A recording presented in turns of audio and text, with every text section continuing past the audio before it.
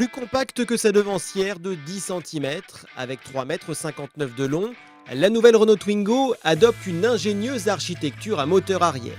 Positionné sous le plancher du coffre, ce dernier libère de la place pour le reste du véhicule et ouvre notamment de nouvelles perspectives en matière de design. Ainsi, la française s'autorise un nez très court, un pare-brise généreux et des roues repoussées aux quatre coins de la carrosserie. Résultat, le conducteur bénéficie d'une très bonne visibilité, tandis que ses passagers profitent d'un espace intérieur parmi les meilleurs du segment.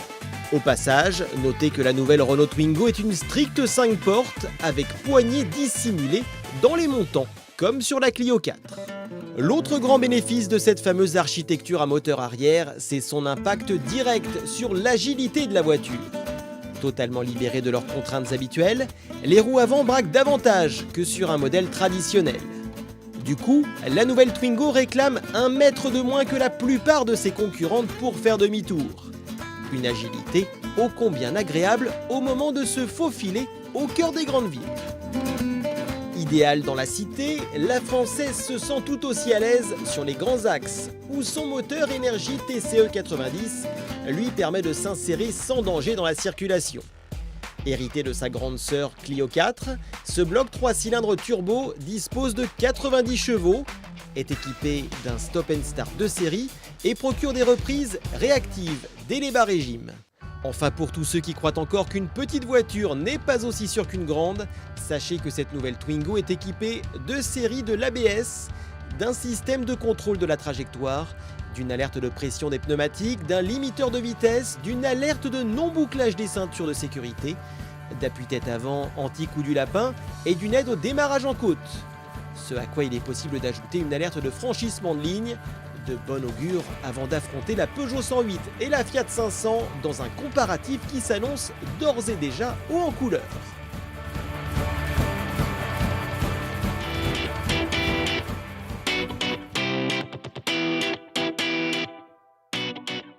Alors nous lançons aujourd'hui un tout nouveau projet de mobilité à Grenoble, un projet de mobilité durable qui combine finalement deux choses, l'utilisation je dirais de transport public et celle de transport je dirais individuel propre.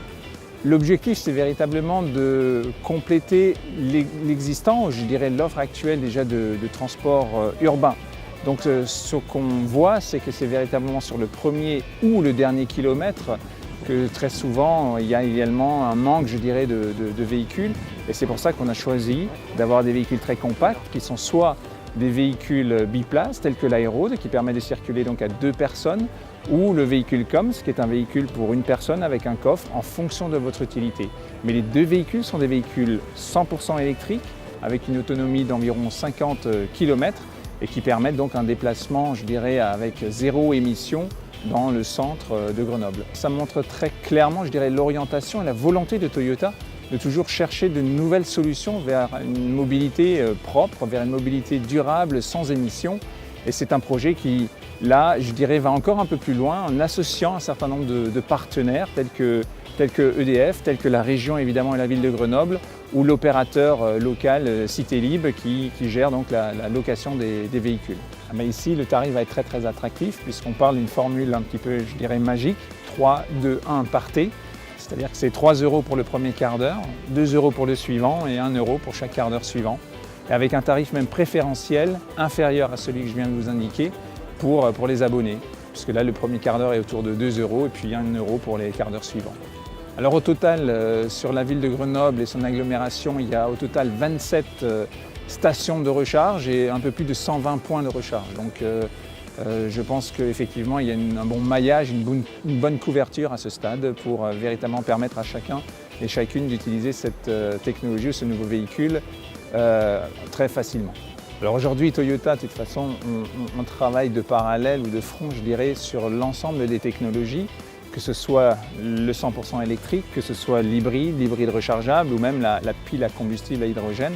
Aucune de ces technologies n'est exclue et nous expérimentons vraiment dans toutes les directions pour véritablement offrir à terme la solution, je dirais, à la fois sociétale mais également environnementale la plus pertinente. S'il est un élément capital dans la recherche de performance, c'est bien le pneumatique.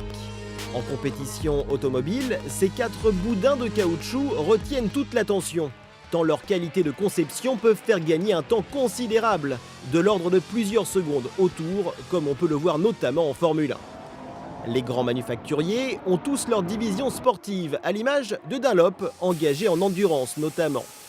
Mais avant même d'aller chercher le chrono, voyons comment est défini le cahier des charges d'un pneumatique conçu spécifiquement pour la compétition. Avant toute chose, c'est défini par la réglementation, puisque la réglementation donne des limites sur les dimensions des pneus. Et puis ensuite, c'est défini dans une même catégorie comme l'endurance, par le type de circuit sur lequel on va aller, par le type de voiture qu'on va équiper, j'irais même jusqu'à dire par les goûts personnels du pilote qui va utiliser notre pneu. Une fois les exigences posées sur le papier, s'ensuit alors une phase de recherche et de développement digne d'un apprenti sorcier.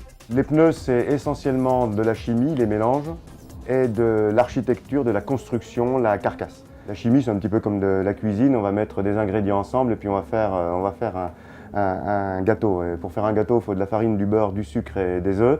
Et avec de la farine, du beurre, du sucre et des œufs, plus des ingrédients additionnels, vous faites tous les gâteaux du monde, des biscuits durs comme du bois jusqu'au moelleux. Donc c'est un peu pareil. On a un nombre de paramètres assez élevé qu'on peut combiner à l'infini. Et puis pour la carcasse, ça va être un petit peu la même idée, sauf qu'on va être limité dans la géométrie par le règlement, comme je vous le disais tout à l'heure, ou par la géométrie de la voiture. Les pneus ne peuvent pas être plus gros qu'une certaine dimension. Par contre, dans ce cadre géométrique donné, on va pouvoir mettre différents types d'armatures, du nylon, de la rayonne, du kevlar, de la fibre de carbone. À cela, il faut aussi rajouter le paramètre météo, une course pouvant évidemment se dérouler sur le sec comme sur le mouillé.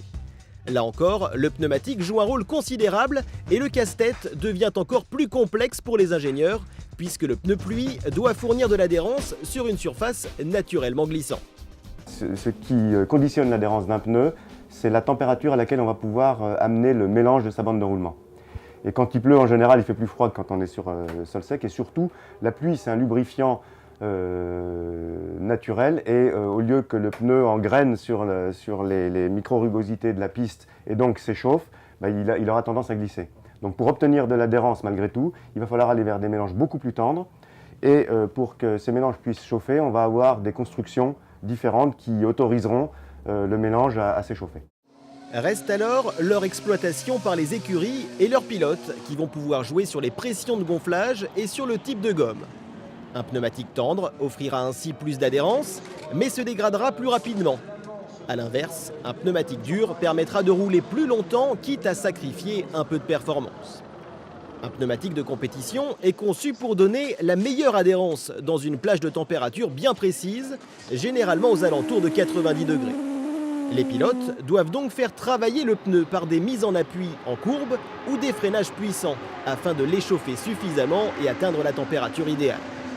Il doit ensuite conserver le bon rythme pour ne pas les refroidir à nouveau ou au contraire les surchauffer en exagérant le patinage par exemple. Ce dernier cas peut d'ailleurs entraîner ce que l'on appelle le graining. Le pneumatique se dégrade à un tel point qu'il perd des morceaux de gomme instantanément récupérés par la bande de roulement chaude et encore collante. La surface d'adhérence devient alors irrégulière, induisant un comportement particulièrement désagréable pour les pilotes et des performances en chute libre. Au final, vous l'aurez compris, exploiter un pneumatique de compétition n'est pas une mince affaire. La bonne nouvelle pour le commun des mortels, c'est que les manufacturiers utilisent la compétition justement pour développer des gammes de pneumatiques toujours plus performantes pour l'automobiliste de tous les jours, c'est-à-dire vous.